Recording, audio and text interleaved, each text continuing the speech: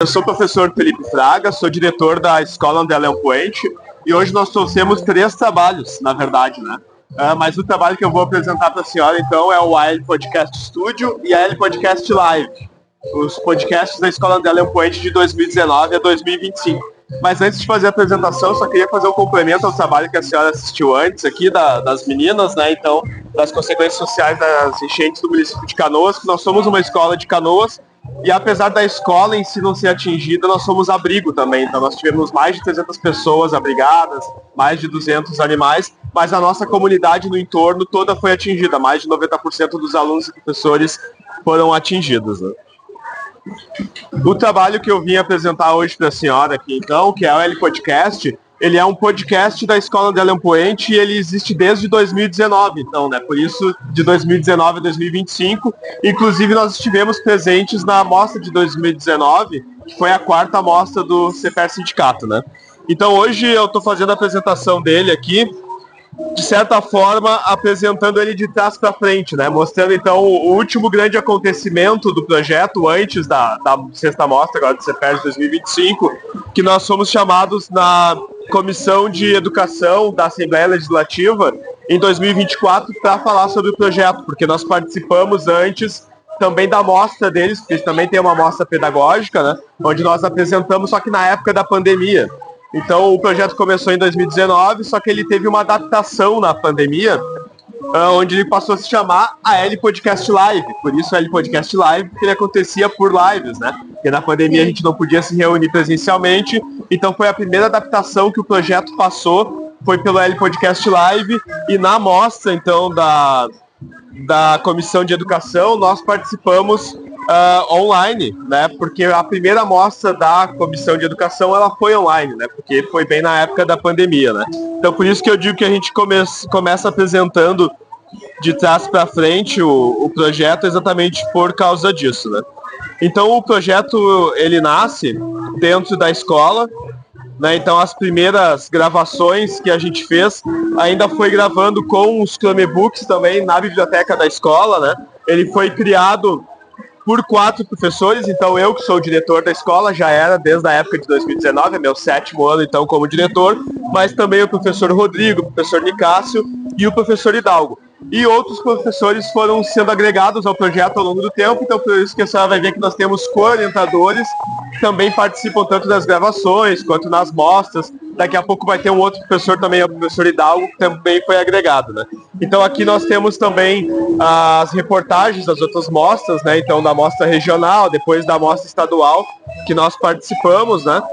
Então outras reportagens também que foram feitas sobre o projeto lá em 2019 e depois com o tempo o projeto foi se adaptando, tendo várias publicações. Ele é vinculado também no Spotify, então a senhora também consegue, além de assistir no YouTube o projeto, escutar ele pelo Spotify e assistir, porque o Spotify, desde o ano passado, também tem vídeo, então tem como assistir pelo Spotify e pelo YouTube, né? Então foram vários episódios sendo gravados com alunos, ex-alunos, sobre temáticas diferentes, né? E a gente chama ele dentro da escola e também no mundo acadêmico, ele é um tipo de projeto conhecido como projeto guarda-chuva, ele é um projeto agregador de outros projetos, né? Porque quando ele foi criado, a intenção era de que tudo que acontece dentro da escola, que ultrapassasse os muros da escola, né? Então, porque muitas vezes acontece uma palestra dentro da escola, acontecem até as mostras, as feiras de ciências, e às vezes os pais, os ex-alunos, eles não sabem desses projetos que acontecem, né? Se a gente não sair para mostrar numa mostra como a de hoje, as pessoas da comunidade muitas vezes nem sabem, né? Então a ideia é que a gente fizesse um registro disso, né? Um registro que começou sendo por áudio e hoje ele também é por vídeo de tudo que acontece dentro da escola, né? Então seja projetos como o das meninas, que também vão ser convidadas futuramente para participar, mesmo como ex-alunas, a gente chama depois para gravar, para falar como é que foi a experiência de estudar na escola, como é que foi a experiência de apresentar projetos como esses, né? Então a gente tem todo um histórico de como aconteceu o projeto, né? Das lives que foram gravadas. E depois que terminou a pandemia, então, o projeto ele teve uma nova fase que a gente chama, que é o AL Podcast Studio, que o projeto ele passa então a ser gravado em estúdios, né? A gente então teve uma parceria com uma produtora, que é a produtora Formatura no início lá em 2022, que nos convidou para gravar no estúdio, e a gente tem, então, algumas gravações, né? Então, por exemplo, a gente gravou com a atual secretária de Educação, a gente convidou ela e fez a gravação com ela, né?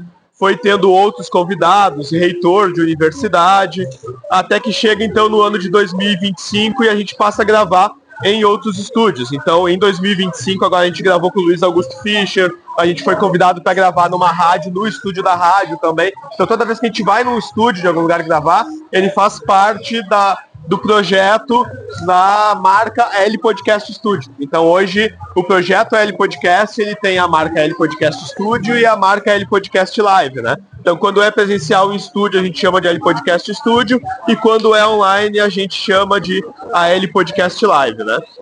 E também, quando a gente apresentou o projeto na mostra da Comissão Estadual de Educação, a gente foi publicado no livro deles também, só para mostrar aqui. A gente saiu na publicação, então, do livro das boas práticas pedagógicas da rede de ensino do Estado, da Comissão de Educação da Assembleia Legislativa. Então, em resumo, esse é o projeto da escola. Continua, ele é um projeto permanente. Vocês têm alunos que participam? Sim. Ou a maioria são professores? Na maioria são professores, mas os alunos também, né? Agora, esse ano, em 2025, depois da gente conseguiu gravar menos. Mas eu orientei na mostra científica da escola um projeto sobre adolescência na enchente, né? E aí, o projeto das meninas que gravaram, até a gente tem a foto aqui, ó, quando eu apresentei na etapa na etapa regional que aconteceu na nossa escola, inclusive, a etapa regional do 20º Núcleo do CPR Sindicato, as meninas participaram. E na Feira de Ciências, o projeto delas, elas fizeram uma pesquisa com os alunos, e aí depois nós fizemos um AL Podcast Live com elas. Então, se forem lá no canal do YouTube da escola, vocês encontram a gravação com as meninas. Me diz uma coisa, quando vocês vão no estúdio,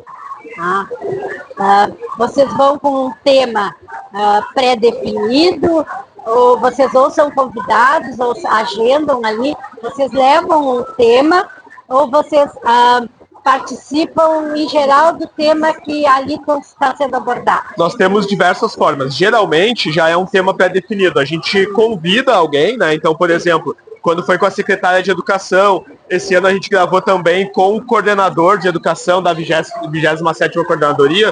Daí a gente manda as perguntas antes, já para o convidado saber o que vai ser perguntado, né?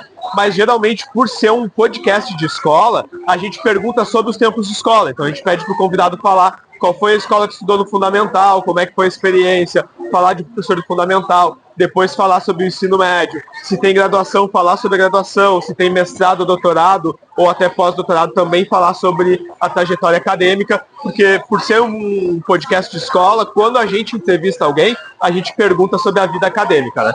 Mas quando a gente é convidado, como no caso que eu mostrei ali, que foi numa rádio, daí a gente vai lá e fala sobre o projeto em si, e ultimamente a gente tem falado também sobre como foi ser uma escola durante a pandemia, como foi ser uma escola durante a enchente, né? Então, quando a gente que é convidado para ir no estúdio, a gente fala sobre o podcast, sobre a escola e também sobre essa experiência de ter sido uma escola na pandemia e na enchente. E assim, fora agora, mas como vocês, enquanto grupo docente na escola, se sentiram durante a pandemia, principalmente durante a enchente, que embora ela não tenha sido alagada, ela serviu de abrigo, para-se tudo, e agora nós vamos acolher. Sim. Com certeza, esse reflexo atingiu o grupo de professores, funcionários, mesmo aqueles que diretamente não foram atingidos. Com certeza. Como é que ainda vocês conseguem conversar, dialogar, para ter esse perfil dos sentimentos do conjunto da escola? Começando lá pela pandemia, quando a pandemia começou, a gente já se sentiu um pouco mais preparado, acredito que muitas das outras escolas, porque a gente já tinha uma vida digital na escola, né? Então, como a gente já gravava, já colocava no YouTube, já gravava com alunos e ex-alunos, a gente conseguiu manter um contato com a comunidade escolar durante a pandemia, mais do que outras escolas que não tinham um projeto como esse, né? E durante a enchente também a gente conseguiu manter esse contato digital, apesar de que foi um pouco mais difícil porque as famílias estavam limpando as casas, estavam fora de casa, né? Então ter essa parte pedagógica, ela quase não ocorreu durante esse período, né?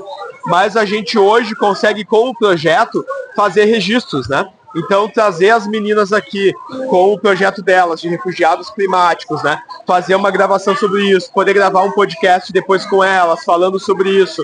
Tendo gravado já também sobre a adolescência na enchente, né? Com as alunas da escola. E fazer esses registros faz com que a gente consiga ser uma comunidade mais unida e ter mais registros de tudo o que aconteceu, né? Então, porque a memória é muito importante, né? Principalmente numa escola, a gente problematizar o que já aconteceu e ter registros do que aconteceu é muito importante para a gente, enquanto comunidade escolar, poder se sentir mais próximo. Com certeza. Aí eu fico pensando, todos os registros, todos os diálogos, as famílias têm acesso também, se quiserem. Tem acesso. Porque vai ajudar, que bom que não aconteça, né? Outra fatalidade, mas eu acho que ajuda a preparar, né? A comunidade toda para num infortúnio, né? Eu acho que prepara também, não sei se a escola vê assim. Sim, com toda certeza. De preparação. Com certeza. E então, o nosso maior público dos podcasts, as pessoas que comentam lá e que assistem, são de ex-alunos geralmente, né? Então a gente tem ex-alunos que já não moram mais em Canoas, nem no Rio Grande do Sul, nem no Brasil. A gente tem alguns que estão até no exterior e que eles assistem e comentam, né? Então é uma forma da gente continuar o contato com os alunos, mesmo depois que eles se formam, né? E fazer com que isso tenha um reflexo nos alunos que estão matriculados atualmente. Né? Muito bom, muito lindo. Queria dar os parabéns também. Obrigado. Pelo trabalho, pela iniciativa, porque já é a longo prazo, vocês vêm desde 2019, né, construindo esses instrumentos, né? E acesso à comunidade também. Dá os parabéns pela iniciativa. Muito obrigado. Vocês. Obrigado. Perfeito.